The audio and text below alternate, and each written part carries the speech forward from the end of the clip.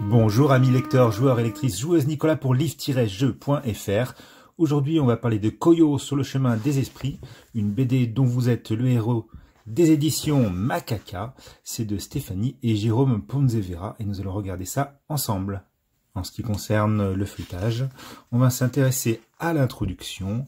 Il s'agit ici d'une aventure dans un Japon fantastique. Vous êtes un jeune chaman qui arrive à la fin de son apprentissage et qui va se voir léguer par son maître un carnet d'exploration où il va devoir faire ses preuves pour devenir un vrai Yamabushi, autrement dit un chaman qui sait dialoguer avec les esprits.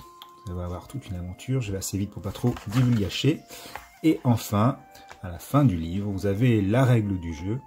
Vous allez avoir votre carnet d'exploration, vous allez noter tous les petits esprits qui correspondent principalement à un numéro caché dans l'aventure, qui sont appelés des Akio, petites créatures transparentes. Vous allez devoir convaincre des Daishi. Là, ce sont des animaux de la forêt un peu plus difficiles à atteindre. Vous allez avoir des stèles à repérer et une jauge de points d'éveil et de points de connaissance pour évaluer votre évolution. Il y a aussi des plantes à ramasser comme du chardon, cœur de Marie, glycine, orbea, qui vont vous servir à faire des potions. Ensuite, des notes et les objets que vous allez récupérer.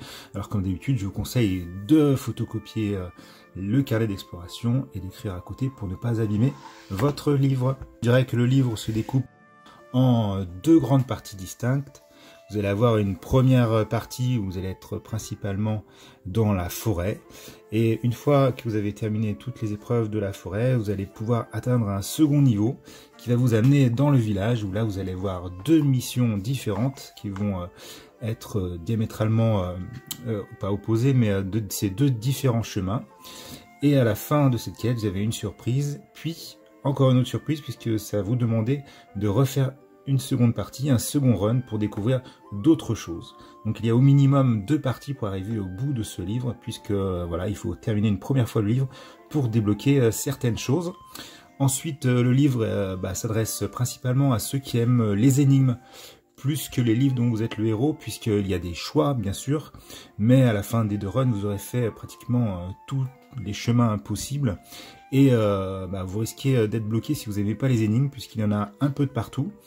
Voilà, il y a des énigmes à résoudre. Moi, je reste bloqué sur une, et j'en appelle à vous dans les commentaires pour m'aider à me débloquer.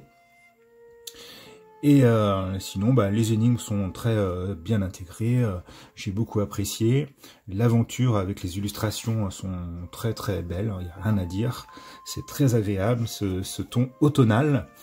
Et puis l'univers Japon fantastique, ça n'avait pas été fait jusqu'à maintenant, j'ai beaucoup apprécié. Il n'y a pas de combat, pas de lancer de dés, ça va être principalement de l'exploration.